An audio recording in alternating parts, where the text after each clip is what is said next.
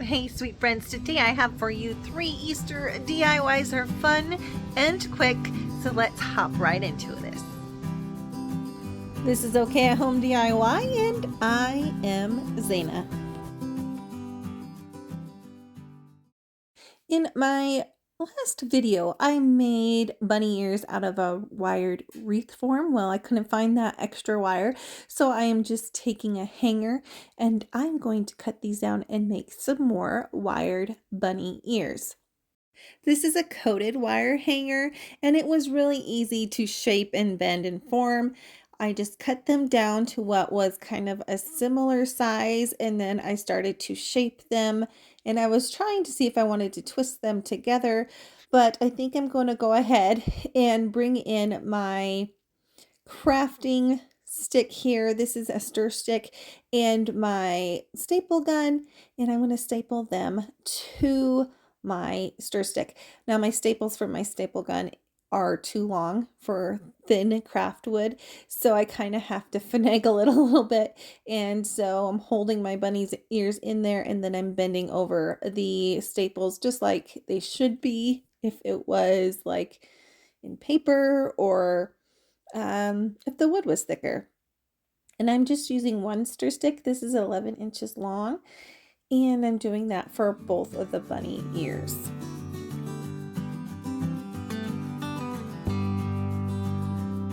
Next, I'm just trying out them in the pot that I have here, and I decided I am going to just staple these two pieces of wood together in a crisscross manner that helps to hold my bunny ears shape. Now this is a gray color, so I did not take them out and paint them. I threw in some crumpled up scrap paper to give them some height, and then I'm just filling in with some greenery. Most of this greenery I got at Dollar Tree. It's like their wildflower picks, and I just like the greenery. I'm taking off any of the colors.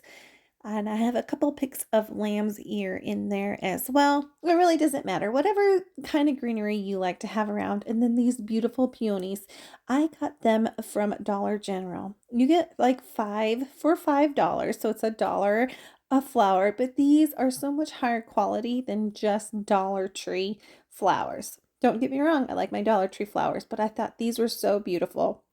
And I'm only going to use 3 in this container.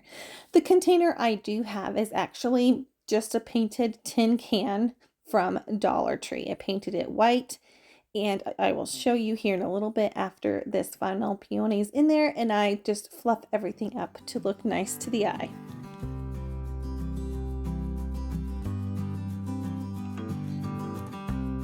So I do use these rub-ons to embellish this tin can. This is a flower tin can from Dollar Tree, and I'm just going to go ahead and rub this on with the end of my popsicle stick here.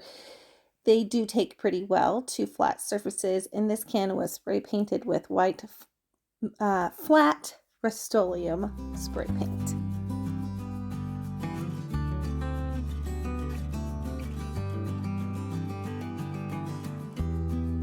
I love it when you peel it off and it just looks like it's hand painted on there. I just love rub-ons.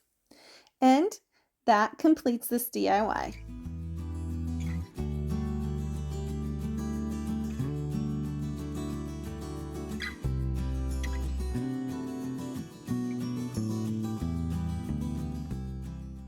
For this DIY, I am going to start out with 15 roses from Dollar Tree. It's actually 3 bundles, I would say. These are kind of pinkish oranges roses, and as you could tell in the picture, I am making a carrot swag. So I'm building my carrot swag rows at a time. My first row has 1 flower in it, my second row has 2 flowers in it, so of course my third row here will have 3 flowers in it. As I'm building each row, I'm keeping the stems on each of the flowers, but I'm using these twistums.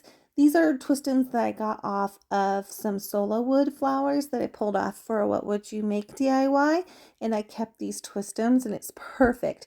I didn't have any floral wire, but if you have some of that, that would work great for this craft as well. So going into my 4th row, and I'm putting on my farthest to the right flower, I'm going to go ahead and put 4 flowers here in my 4th row. Something I did try to do was stagger the flowers. So each row had a flower in between a flower so that you could, it goes up gradually.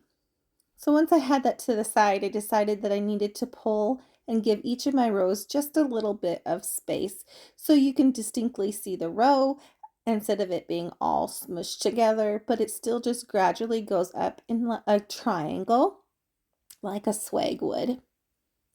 I kind of did on the edges there, bend my flowers out, and in the middle, bend my flowers up to accentuate the row that it was on.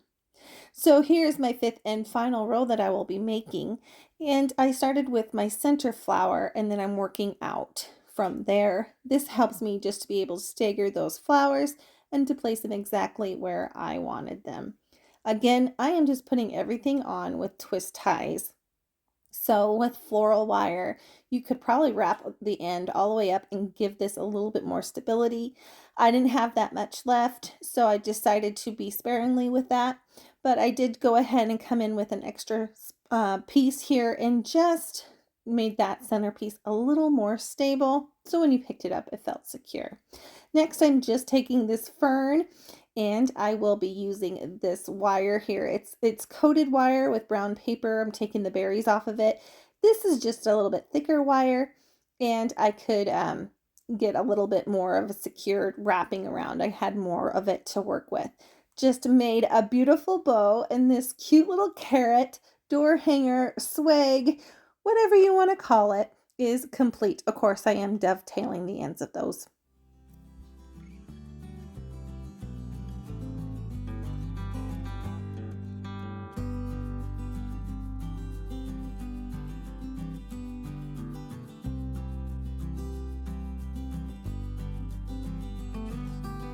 So for this DIY, I did get inspiration off of Pinterest. I saw many cutting boards, and so I decided I'm going to use a cutting board that I created. I can link that video in the description box below, and these cute bunny napkins I got from Dollar General. Staining this board with some paint here because when I created this cutting board, I actually created it to actually be a cutting board, and I oiled it and I couldn't get anything to stick to it. So I'm staining it with raw umber from Hippie Crafter, then coming in with some light white paint here. This is just to kind of give it a little bit of a dynamic here, just two colors to, entertain the eye a little bit. Next, I am coming in with this tag sign from Dollar Tree, and I'm cutting it off in a square, or actually rectangle. I do know my shapes, but anyways, cutting this off, I'm just using my utility knife, and it takes about 5 swipes, and that's it. And I'm using my ruler too, so then I don't cut myself.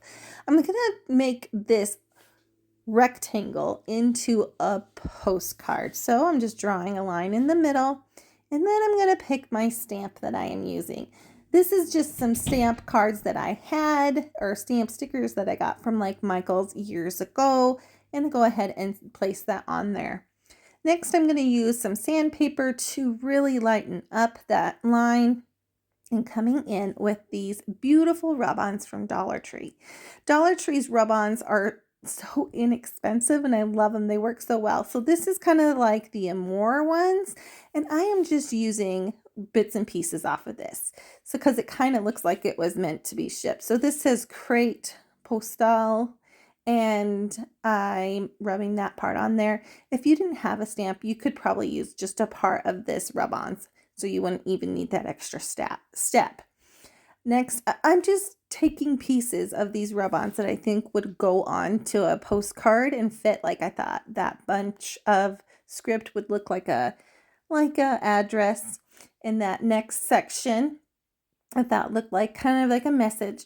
And now I'm taking out the bunny. I am going to cut the bunny down to where I'm just cutting the bunny off the napkin. And what I don't show you is I take that plain ply off the back. So went ahead and rubbed that rub on onto the corner there to that's the little message. And then I used some matte Mod Podge, put that down over the top of everything, put on my bunny, make sure most of my bubbles are out, my wrinkles are out, come back in with some more matte Mod Podge and cover the whole bunny and cover the whole postcard.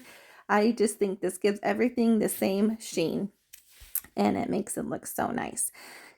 I'm going to start out by hot gluing my postcard to my cutting board, and then after that I'm taking some tacks. I salvaged these off of a chair and just hammering those in. If you don't have these tacks, you can just use some push pins from Dollar Tree and paint them the color you like. Now these are kind of like a bronze color. And after that was done, this DIY was complete.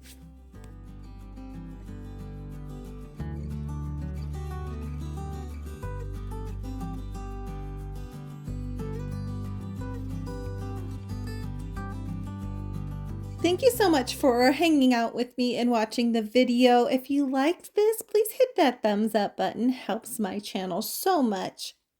And if you're new here, I love to invite you to subscribe and join our crafting community. And thank you to all my subscribers that have returned. So until the next time, everyone, you have a good one. Bye.